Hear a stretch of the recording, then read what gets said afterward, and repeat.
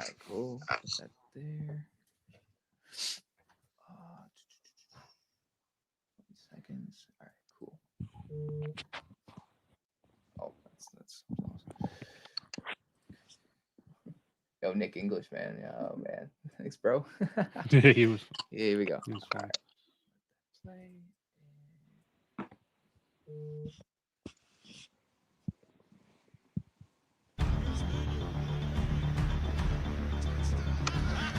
Why so serious?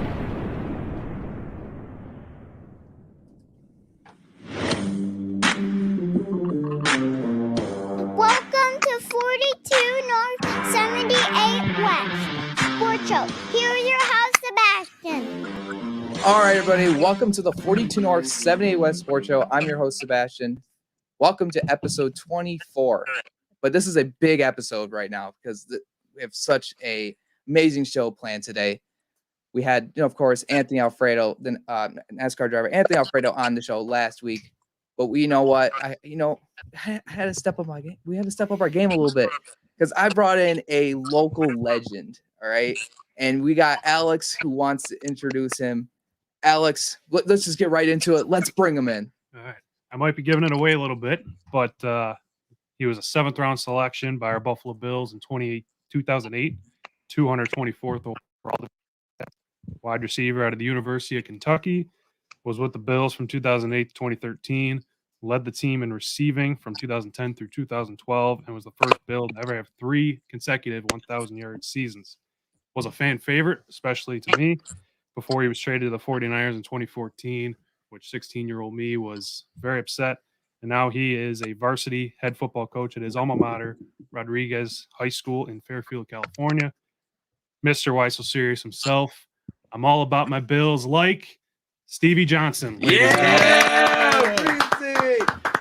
Let's go, man. Welcome to the show, man. Thank you. Oh, yeah. I'll pay So, you man, back later for that. Oh. But how are you doing, man? I'm good, man. It feels good to be on the show. Thanks for having me first and foremost. And this is what it's about, man. Just chopping it up and providing for the fans. Oh, amazing, man. It was also a simple DM, man. I was like, you know what? I'm just gonna. You did it. I was like, no, man. I was like, no, that's Stevie, man. I was like, I gotta go. I was like, this is an honor, man. So today, like, what's Stevie up to today? Man, so yeah, like was said early, I just got out of the high school football season. That was a pretty good experience for myself to get back into the community and especially back to where I graduated from. So it was good to see the kids and just be back around that football environment. After retiring, I just kept to myself with my family and just focused on that. Oh, it's amazing, man. It's awesome. Really is. Now we're gonna get to We're gonna hit you with some questions, man. So, Alex, I want you to take this first one. What you got? So I wanted to just go back to your high school and going into college playing days. So kind of like just your recruiting process and like who were you strongly considering coming out of high school, and why did you end up at Kentucky? Yeah, good question. So my whole high school career, it began at a pretty historic school in Armio, and then Rodriguez High School ended up being built, and there was no history there. So me thinking out of the box, young Stevie, I say, hey, I'm ready to transfer schools to a place where that doesn't have any history, and I want to try to make my own. So me and a couple of my friends ended up transferring over to what's now called Angelo Rodriguez High School. And, I did what I was supposed to do. I handled my business in class.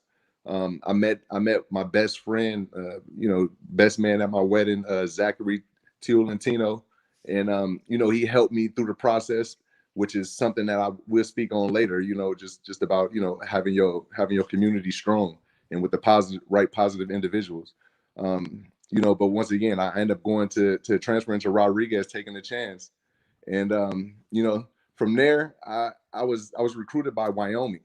That was the school that I was gonna sign to coming out of high school. But unfortunately, I had a science credit that didn't transfer over. So yeah, so with me graduating, I was devastated. So I had to go junior college route, so it was a little bit different. It took a little longer, but that I met a lot of good people in that situation. So it made me stronger, I'll say. Wow, that's cool. Wow, Wyoming, man. That does sound familiar. It'll be brought up later, but Right, you're a little bit teetered. right. But so I want to ask you a little bit about your football career. So what was like the greatest moment in your career, if you could remember? I mean, well, you got that's another good one, but how do you want me to answer, from on the field or off the field? On the field, I'll say, I mean, if you speak about it, why so serious is something that everyone seems to love. So I'll just jump on that wagon and say, the comeback against Cincinnati. It was special for us, and it also came about something I didn't know would take off like it did. So that's one. And off the field, just thinking back at all the stuff that I've been through, and then being able to make it to the NFL, actually getting drafted, the 7th round, 224. It seemed like it was number one when I was called, and a lot of people don't really get called. And then coming from, how I came up through the ranks. I didn't go to no camps. I didn't do any special skills camps. I didn't do anything special. I just played ball in high school and didn't even focus on stats then. I never played receiver, and somehow ended up making it through junior college into Kentucky, and then on to the Buffalo Bills, and having this this life that I get to live now. It's pretty sweet, and it all comes full circle with the coaching and everything, which we'll talk about later. Yeah, well, speaking of that was actually going to be our next subject. Okay. Because Kevin, I know he does he's coaching right now for Orchard Park. Orchard Park. So I know Kevin wants to ask you a little bit about that. So yeah, so Stevie, I just wanted to ask, because this is my first year coaching, and with COVID and everything, it's been kind of crazy. Just wanted to ask, if you have any tips, tricks, any advice, anything would be awesome. Yeah, man. Like you, I just finished up my first year in coaching. So man, congrats to you. Congrats on getting the job. You got you're in a pretty good position to lead a lot of young men, and by example, and that's pretty cool. So just one tip I would say is like kind of off the record, get comfortable with surprises, basically, because there may be surprises that happen when it comes to maybe grades, maybe injuries. Maybe you think this one kid was this talented and he may not have been. You may have to switch people around. Just be ready for surprises, and don't take it too personal. These kids are really in a situation in their life where this never happened. COVID, like something wild like this never happened before. So it's special. Remember that. I always reminded my guys, we've just wrapped our season up, and it's special either way it goes. Because they're the first to be able to play a season through something like this, where the season was on, it was off, may not happen, then we have one. Just being able to persevere, remind them about that every day. Absolutely, for sure. Oh yeah. I also have a connection with ProBook Sports, and it's something that it pretty much the easy button for coaches. So after this, we'll have to connect on the email and all that, and I have to connect all your coaches with the ProBook, because it keeps the families, it keeps the coaches. When you exchange film, if you got group meetings, social boards, is everything's within this app. So that'll be really helpful for you. It wasn't out when I started my high school coaching, but you're right on time for it. That's awesome. I appreciate that. Definitely. Yeah, just to follow up too, just kind of going back to your time in Buffalo, a guy who gets talked about a lot lately, Ryan Fitzpatrick, for his time in Miami, and now he's looking like the starting quarterback for Washington. I just wanted to go into, your relationship with him, and, do you guys still stay in contact, that kind of thing? Yeah. I was just sending him a congrats, and I also was talking with him because he spent some time with Lynn Bowden, who's from Kentucky, and they were out in Miami together. So that's pretty cool. But yeah, man, Fitz is, as long as he's healthy, I'm looking to see him play for probably another 19 years. No doubt. Right. For the rest of the league. And I'll say that kind of as a joke, but then at the same time, it's a blessing for a lot of a lot of players like myself or younger guys or guys who's a little bit different, because Fitz is a different kind of quarterback. His mindset is he's going to give you an opportunity. It's something that's taken lightly in a sense, because you don't necessarily have quarterbacks that will be on the player side. You really have quarterbacks that's trying to listen to what the offensive coordinator is telling you, what the head coach pretty much wants you to do. I mean, strictly onto that. And receivers got to follow suit. With Fitz, in a sense, he's like, hey, however you can get it done, I'm gonna be able to adjust to you, and I'm gonna give you the opportunity. I'm gonna make it happen, whether I got to run here, throw off my back foot, if I got a slide protection a certain way, he sacrifices that time for you, and it's great for receivers. So as long as he's playing, there's gonna be somebody getting blessed. To kind of piggyback off that last point that you were making, other than Fitz, obviously you had your 3 best seasons with Fitz. Was there another QB that you felt really comfortable running routes for, and you knew that when you broke, the ball was going to be there every single time? Yeah, Colin Kaepernick was another one. So okay, yeah. When I ended up getting traded to San Francisco, it was a bittersweet moment. I think we all felt the same. But it's right back to handling biz, and coming in, his arm was super strong, like just throwing lasers. I heard a story where he ended up swelling one of the receivers' eye, broke some fingers. It's crazy. So I got in there, and I run my routes a little different. So I'm not trying to get my head took off by I give Kaepernick the props of having that second best quarterback position, because I hit him up and he went to work out with me, unscheduled, untimed, and we put in like maybe 3 hours, just chilling and straight routes and just walking through routes. And after that one off session, we was just clicking. Like our connection was good. So I give him a lot of respect for that, because he didn't have to do that at that time too. He was like super Showtime and all the way out there with the media. So he didn't really have to spend that time, but he did, and it paid off for us. And then obviously, like you're kind of leading on to, it probably more important for you guys to get that immediate connection with the unorthodox way you run your routes, right? Right. Exactly. And that also helped me be able to teach, the kids that I went to teach this past year. Because I was only coaching in high school 1 year. Just wanted to get that vibe and that experience. But that situation with Kaepernick, being able to ask that grown man in whatever situation he was in, that let's do some extra work, I'm able to tell that to kids with a whole heart, instead of just trying to preach what people already know, get the extra work in, etc. But I'm able to really be living proof that it really works. So it's pretty sweet. I got a kid now he may be going to college in August. So it's pretty cool to see it. Him putting everything to work. That's awesome. That is awesome. All right, so I mean, I'm gonna jump back into this too. I'm gonna go back to more of like your football career and stuff. Yeah. So like, why the number 13? Is there a story behind it? The official story was I was at Kentucky, and they was like, all right, we only have 80 numbers, 81, 82, something, all the regular numbers.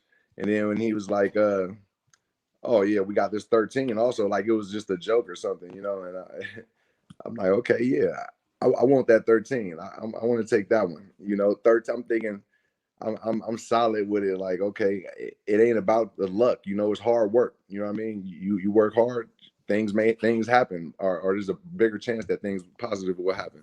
So I ended up taking on that 13, and plus, it looked like a B. And my high school sweetheart, my wife, my lady, she was with me all the way through it. She I was just like, yo, she there with me. It's just me and her. I'm out there on the field playing for her. And I chose 13 and stuck with it. That's beautiful, man. Honestly. Word up. All right. So also I got a follow-up question with Alex. Alex, what do you got?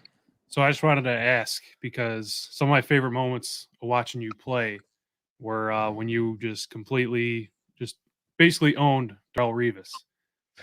So what did you do differently that just none of the other receivers in the league could do to beat him? Because he shut down everyone else, but you always had his number. Man, you know what? To be honest, I didn't even do anything special. I didn't do nothing.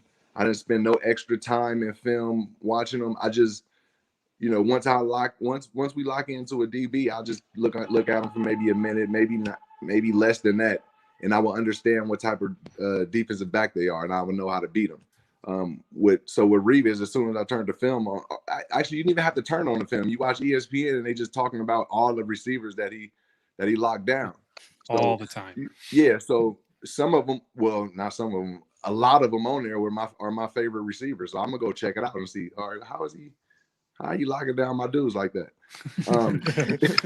And what I seen was, everybody was kind of quick twitch or just like real basic with them, So I was like, all right, you just got to be patient, do a lot of distractive stuff, and then boom, get to where you need to go. So that was it, So if you see a lot of the routes against them, I wasn't really running like 1, 2, 3, 4. I got to cut here or do a little quick. He's better. He's good enough to stop the simple kind of good stuff. But I understand that DBs aren't trained to play against the way I'm thinking. So I'm doing this. I'm wiggling something. But 1, 2, 3, I'm wiggling, but I'm gaining my depth on him. You know what I'm saying?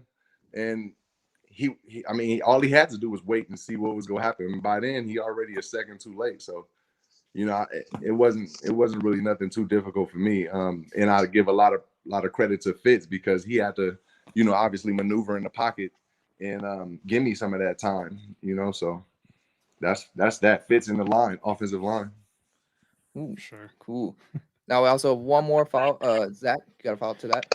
Yeah, so we were talking about how good you were doing against some of the best corners, 8-9 years ago. How good do you think you would be against today's corners? And also, is there a receiver in the league that you think, kind of looks like the way you used to play? Yeah, I feel like I can go out there and get maybe 3 or 4 first downs still. I read the zones and all that, but yeah, my days are through. Since my knees got shut, since the things happened to my knees, is I don't even want to think about what may happen, and go back through that again. But to answer about the new receivers, my favorite by far is Keenan Allen. The way he attacks DBs, the way he attacks the game. I spent my time after the 49ers with the Chargers and, got to really work and see him every day. And, the kid is a machine. He's an alien, I would say. Y'all know me for the alien ways, but yeah, I give full props to Keenan Allen, man. He's a technician in his routes and he's different in his routes. So he's got the best of both worlds. Plus he's physical and he's got the mindset, he's a dog. All right. So now I'm getting some comments right now, and I know people probably want to know actually what's going to be our next question. So probably got about 2 more questions. We got this one, and then we're going to end off with some little fun questions. So now the question is, what do you think of Josh Allen and Stefan Diggs right now? And then another person right here commented, I'm going to put it up for us. He said thoughts on Diggs in the first year. So what do you think of Diggs' first year with the Bills? And basically, answer it together, Yeah, for sure. Okay, I started on the Josh Allen thing. When we first drafted him, obviously going back to the high school thing, Wyoming, I'm already loving it, and then I'll check out his tape, and he slings the ball. He's like a Fitzpatrick 2.0, 3.0, if you want to say. So, fast forward, I love the pick, even through whatever bad they had to say about him. I knew he was the playmaker. He gave opportunity. And then now you add Diggs, which was a complete surprise to me that a team would even give up this kid. No injury, no nothing. And then we end up getting him with this playmaking quarterback, with the rest of the guys that we have, with a Beasley, with a John Brown at the time. Like, hold on, are you serious? And boom, I don't think I need to say too much about the kid Diggs. Was he number 1 in the league in catches or It was For number one in yards. yards. Number one in yards. Number one in Yeah. yards. You know, you can't say too much bad about a kid that's number one in yards, and who was let go by a team who all he wanted to do was make better. You know, so I'm glad that he's with our fan base because we know how to take care of him for a Oh lot. yeah. Oh yeah, that's for sure. I mean, actually, I got one more good question. There's another good one that just popped up. Let's see, right here. So, are you still involved in anything in the Buffalo area? That's interesting. Yeah, well, actually, that's a great question. Yeah. You know, I actually going to start my mechanic shop on Grand Island Boulevard. So that should be up and running either May or June. And that's the official business that we'll have. And then along with that, I'll be able to start my skills camps out there. I run an exposure academy out here in California where we do situational camps, for high school, junior college, and youth. And it's a little bit different, but it's fun and it's helpful for the kids. So I'm going to implement that out there in the Buffalo area so I can, always be around to give back. Oh, that's amazing. It really is. I'm gonna say amazing the whole time. I mean, that's it. I could maybe change. I could say fantastic. Like I can say no word, but let's finish this off with just a little bit of. I got Zach here. He's gonna ask you some just from fun questions. We can end off and then we'll sign off. All right, man. Yeah, for All right, sure. let's do it. All right, Zach. All right, clear the Stevie throat now. Johnson. We're gonna find a little bit more out about you. What is your favorite food? My favorite food is whatever my wife is cooking. And tonight it was potatoes, stuffed loaded potatoes, broccoli, bacon, chicken. Yes. Oh yeah, yes. nice. Yeah, she did it up. Actually, she got help from my daughters now, so it's whatever the women are cooking in the house. Oh, absolutely perfect. Good answer. What's your favorite city to travel to? Buffalo for sure. I like coming to the first home game. I want to. That's something that I want to set up too. Every first home game we bring Club HBHF out there and we handle our business and have fun with the city, like they know us for doing. Absolutely. Shout out to Hammers Lot. Shout out Pinto Kenny. You recovering from the heart surgery or whatnot. Yep. So shout out to the community, man. What is one of your, or if your favorite childhood memory? My favorite childhood memory. Let's see. Dang, it's funny because I was just thinking about this with my high school player. I remember riding in the car and my stepdad was telling me, we go sign you up for football. I was terrified. I'm not trying to play football. I don't want to play football at all. I was trying to think of so many excuses in my head. I didn't get to say any, which I'm glad I didn't. But in my mind, I was so terrified. And, it led to my first practice where I wanted to be on the line because I didn't think it was going to be that much hitting. And then I was just running, scoring touchdowns because nobody can catch me, man. So, that's one of my favorites because now I end up becoming a former NFL player. Perfect. What is your favorite movie or TV show? We don't watch too much TV, but my favorite movie is from one of my favorite, entertainers, which is Ice Cube, and it's the Friday series. You know what I'm saying? Absolutely. The creativity, is funny. It's like a household. The sentences are household. You know what I mean? Everybody know them. Everybody, and then just the creativity that he's got off the camera, coming from gangster rap to making movies and having his the community uplift things, the big three, so much, you know what I'm saying? So I give props to Ice Cube, and up and coming, I got a Ice Cube since I don't have a TV show, I would say with music is E40, he's doing his thing also. All right, perfect. That was my follow-up next was music. So I'll go right into what was one of your typical off days in the off season? What did that look like? Or during the season? Yeah. Well, shoot, I get up at probably 3 something, get to the facility, around 4, get into the tubs, the hot tubs, cold tub, do all that, the off on, get my workout in, while we watching the film. And then about that time, I fast forward through the football, through the day at the facility. After that, I'm coming back home. I'm chilling with the fam. I get out, go hang out with the guys. You know what I'm saying? And then get back to the crib. And then by that time by that time it's probably like 9 or 8 or something. You know what I'm saying? And it's time to chill with the kids and stuff. Because at that time, when I came into the league, I had one. I had Maya, and as we went on, I got 2 more. So I was handling my business at home. Here's a good one I always like to ask. Who are 3 famous people, dead or alive, who you'd like to have dinner with? Dang. I would say I would like to sit down and just listen with James Brown. Let's see. Malcolm X would be a good one, and Martin Luther King. Just listen to them 3. Yeah, absolutely. Nice. My last one here is: did you happen to come across the Barstool documentary from that Magic Apartment come playoff season? No, I didn't. No. No, we're gonna send that over to you. That was awesome. All right. Dang. Okay. Yeah. So there was a reason why like Justin Tucker and stuff were listing field goals is because these guys over here were sweeping the legs on the TV, and that's the reason why the field goals were wide. So they were up on the TV doing this, and that's why he missed all those field goals. So oh my goodness. Best pick in the league, So it's a funny story, but I think that really wraps up our time with Stevie, man. Stevie, thank you so much for doing this, man. It was honestly an honor. Honestly, hey, everyone give it up for Stevie, man. Thank you, Stevie. Thank you, man. Appreciate it. Good luck. If you guys are all watching too, we're gonna sign up with Steve, but we're gonna go off from some Buffalo Sabres. Steve, if you've seen Buffalo Sabres, is a little iffy subject with us, but it's love though. It's all right. But we got Don Granato now, so But thanks, man. You got Thank all right, you. so Appreciate it. have a good one. Thanks a lot. Thanks, buddy. There we go. Yo, we had Stevie Johnson on. What an interview. I What just breathed for the first time That's awesome, man. in the last 20 minutes. You breathing over there? Yeah, we're good. All right, cool.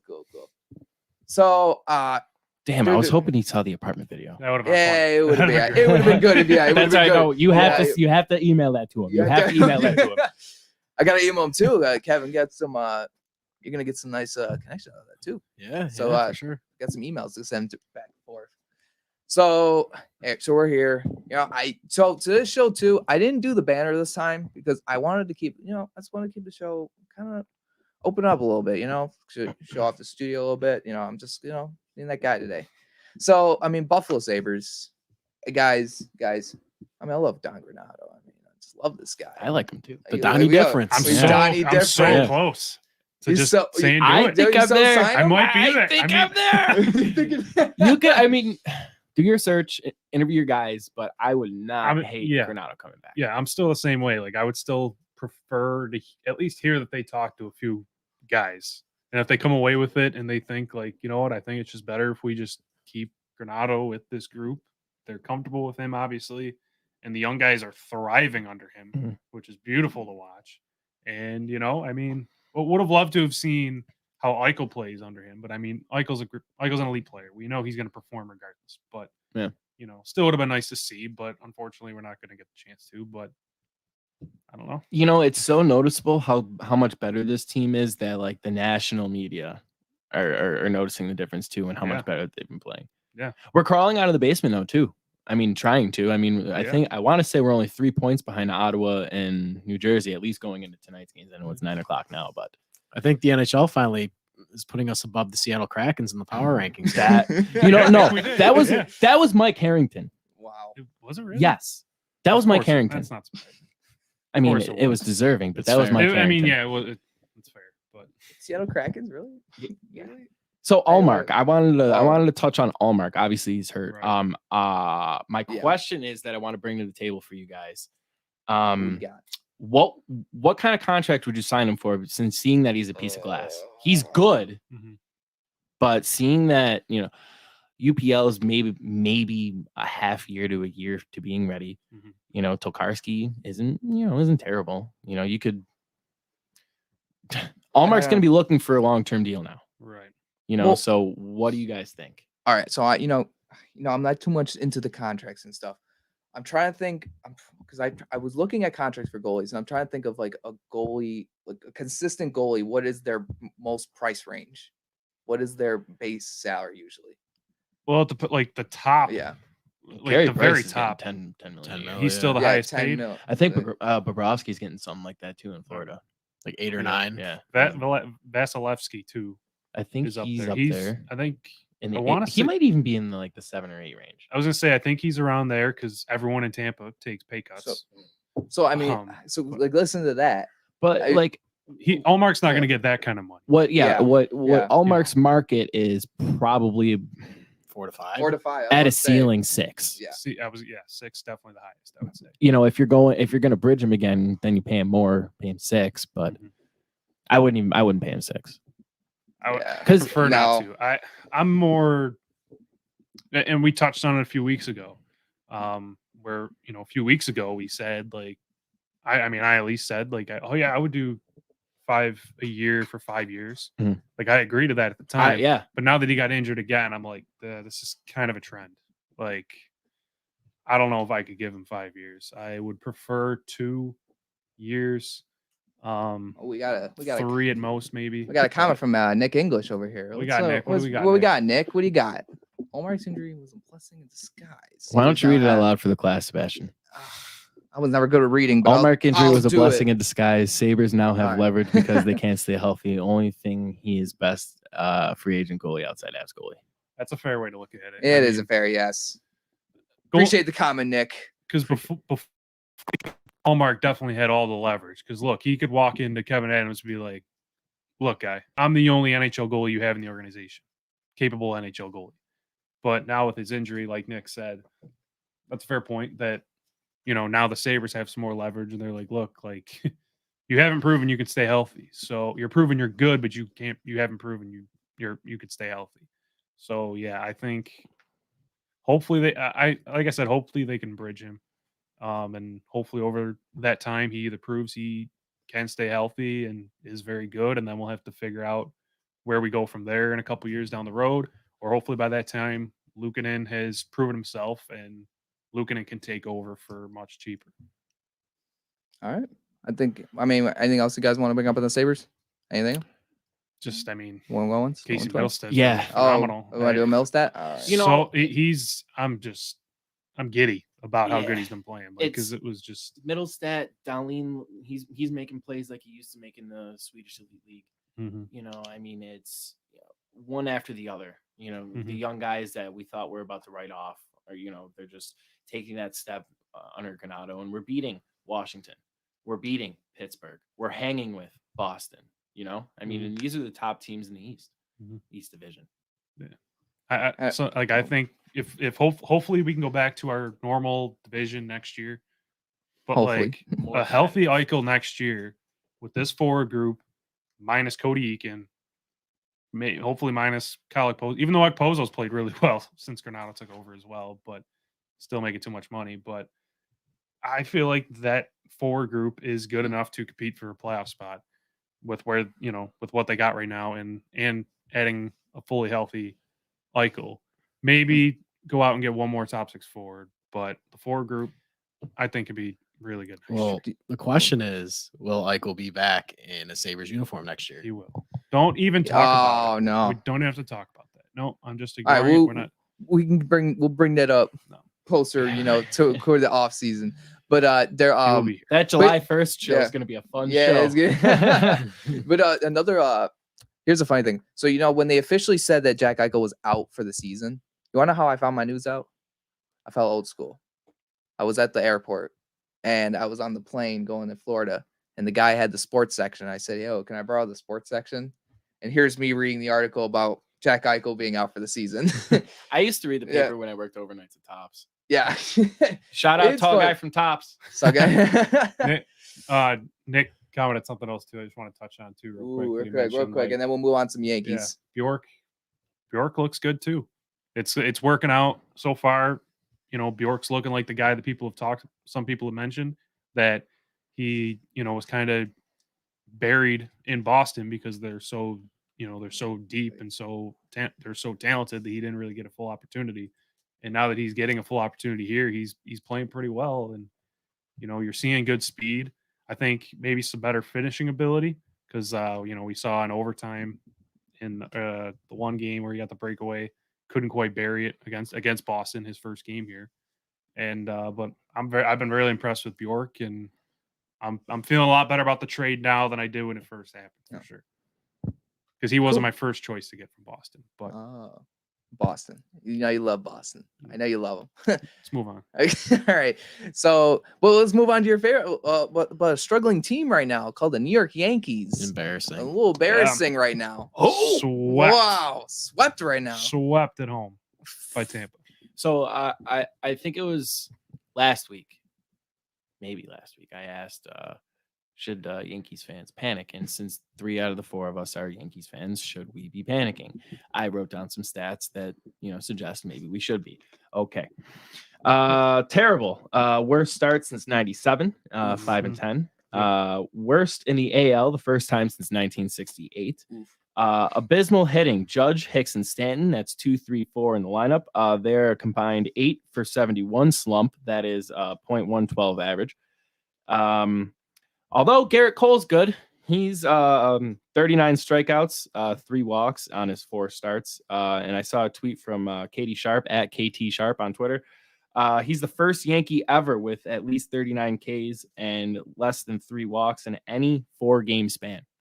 So if we can take anything out of that, it's that we still have a bona fide ace. So someone tweeted out his stat line from his start yesterday, where he was obviously very good, like he always is.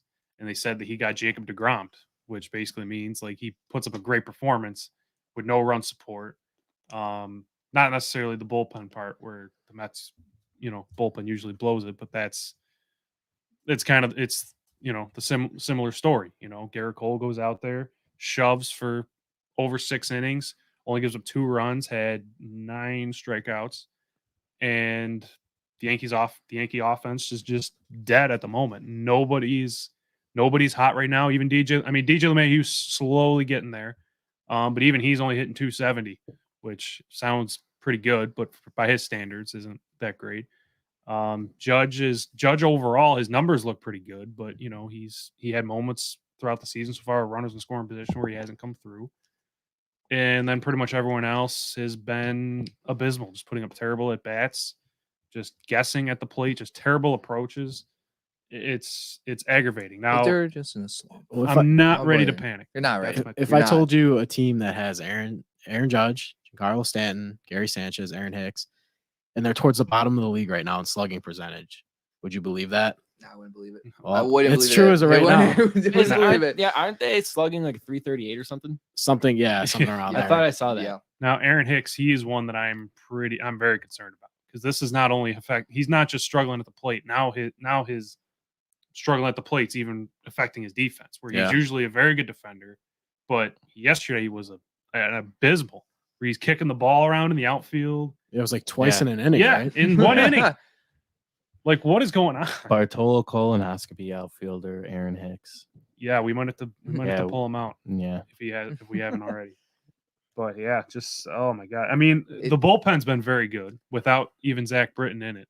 The bullpen's been very good. That's one positive. Chapman's been great. Bullpen's been well. Yeah. Chapman's been unhittable. He's pulling out a splitter now.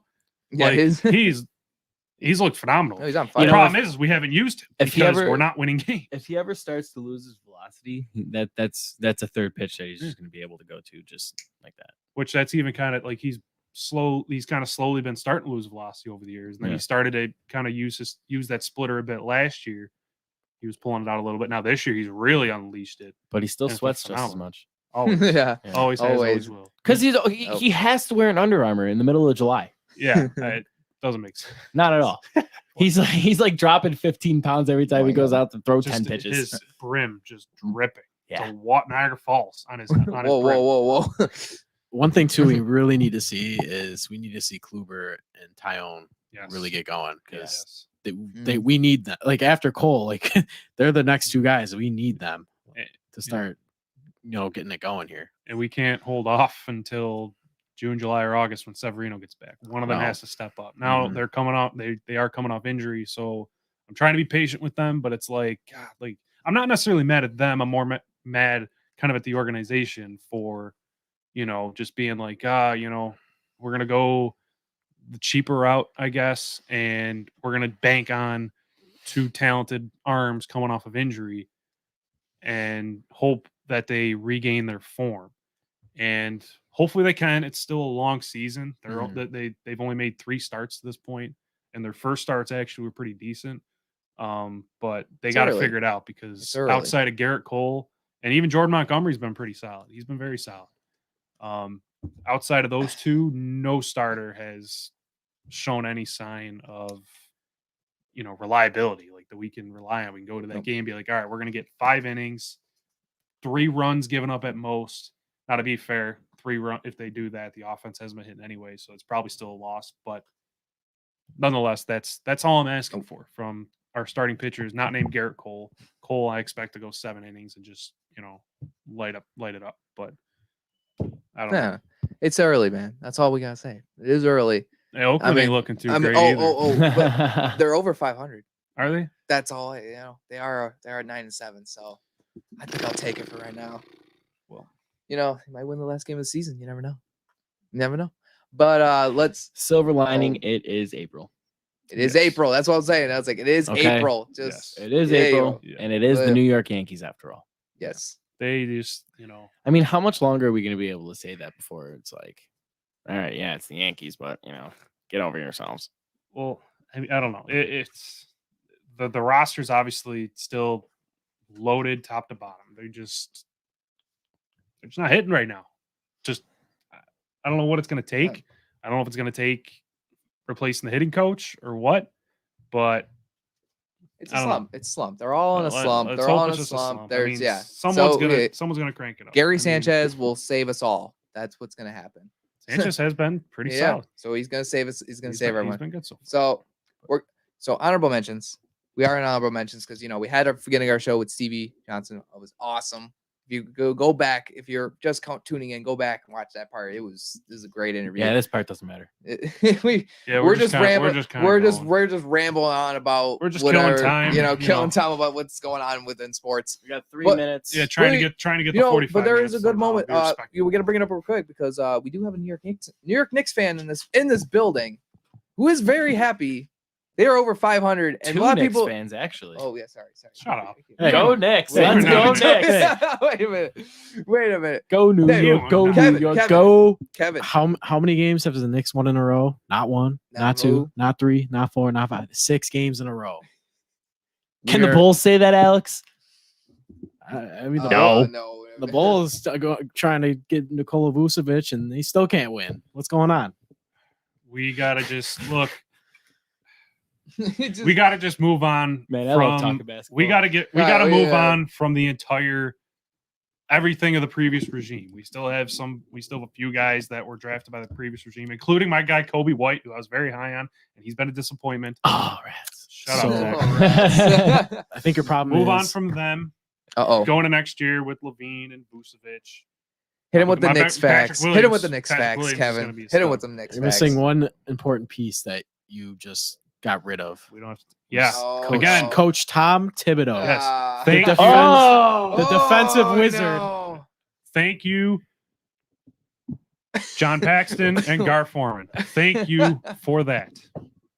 That's all I got to say. Whoa. And thank you, Paxton and Foreman, for allowing us to have Tom Thibodeau. But they are out. They are no longer a part of the organization. Hey, Kevin. So there's still brighter days ahead for the Chicago Bulls. All right.